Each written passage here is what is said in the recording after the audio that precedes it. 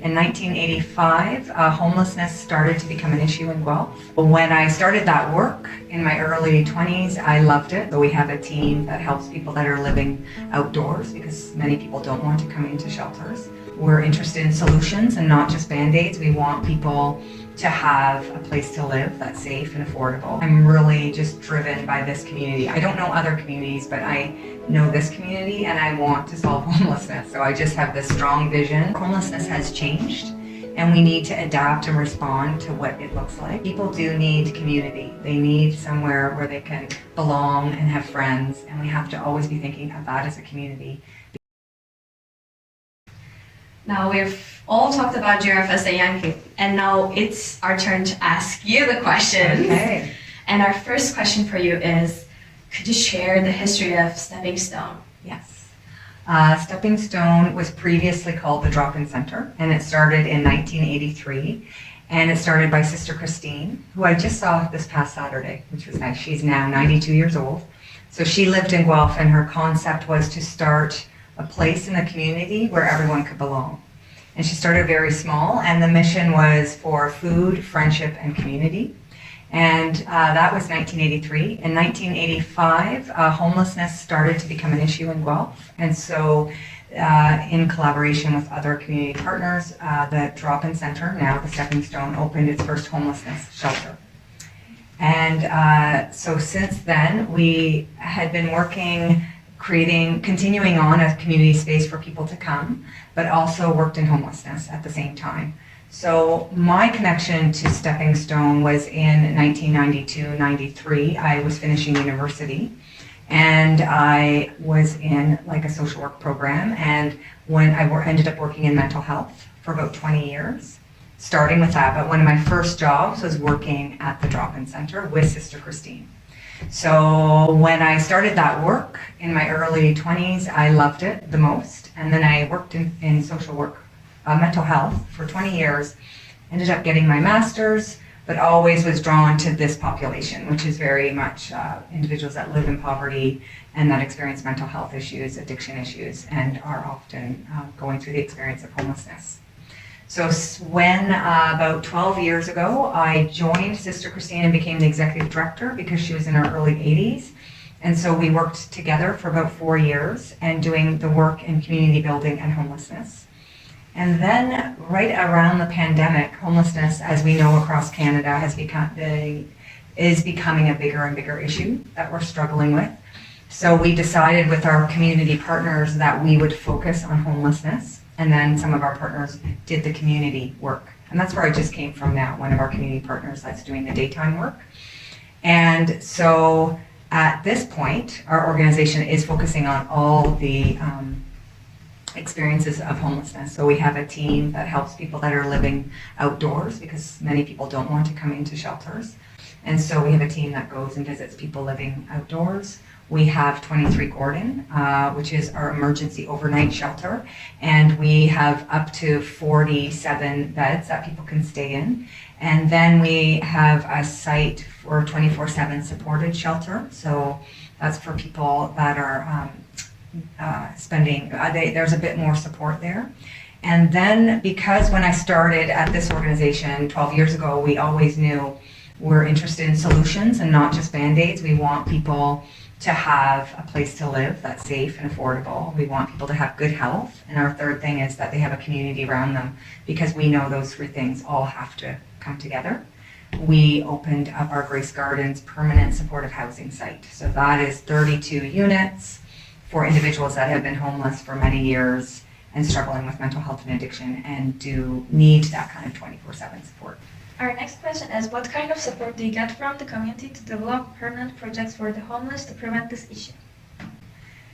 We have, from a political or policy point of view, the County of Wellington is our municipal government that's responsible for the work in homelessness. So that is our primary funder. Then we have some other funds or grants there's a Trillium grant that helps us with some health funding so that we can hire social worker positions. We have United Way funding, which is also very helpful, and that also supports some workers that are called housing stability workers, so getting people from the experience of homelessness into housing.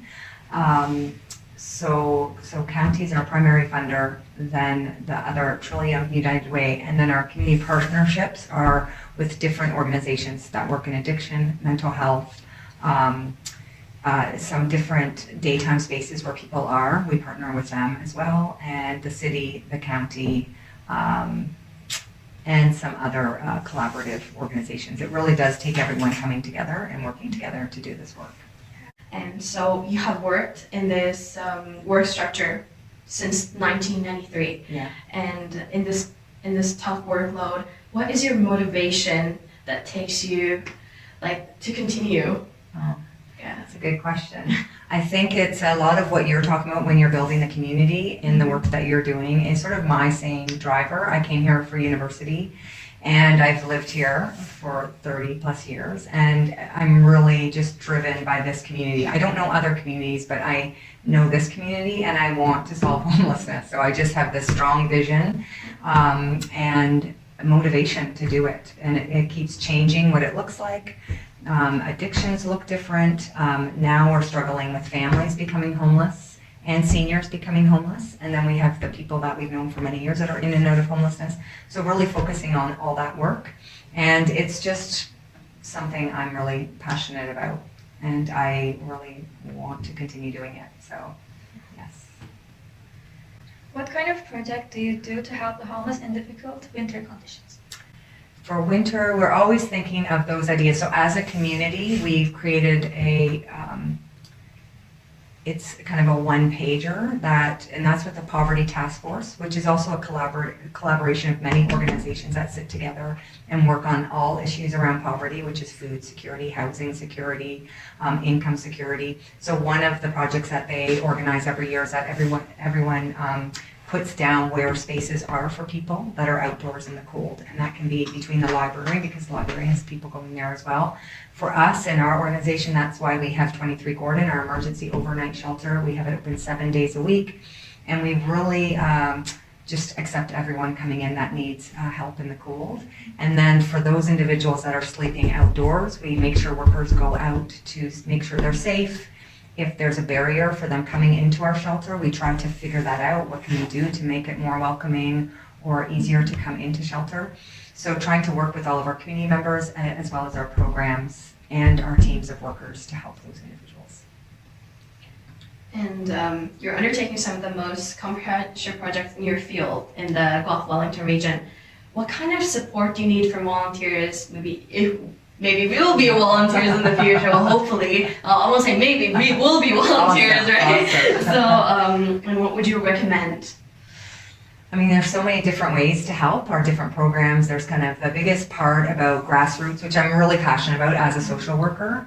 I'll just do a pitch on grassroots because it lends itself to volunteers. But when I was getting my Master's of Social Work, there was a strong push for grassroots work, which is working in the community with people, building relationships, because I do know that relationships are everything. Getting to know people and who they are does create change.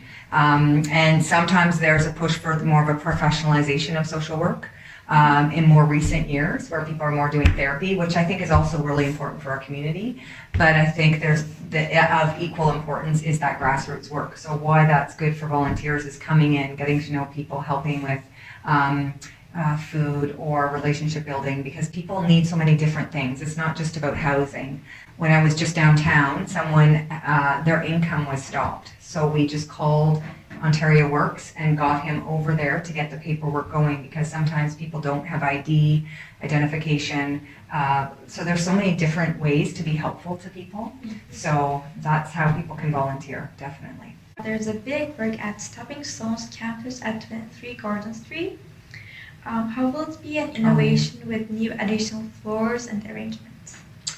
That's our newest project, and we're really excited because, like I spoke of before, homelessness has changed, and we need to adapt and respond to what it looks like. So people are ending up, when I first started, people were homeless for 1 month while they got a new rental unit, signed off the lease, and continued on. We know because of the housing crisis and then all the other barriers people face, it takes them so much longer to find housing.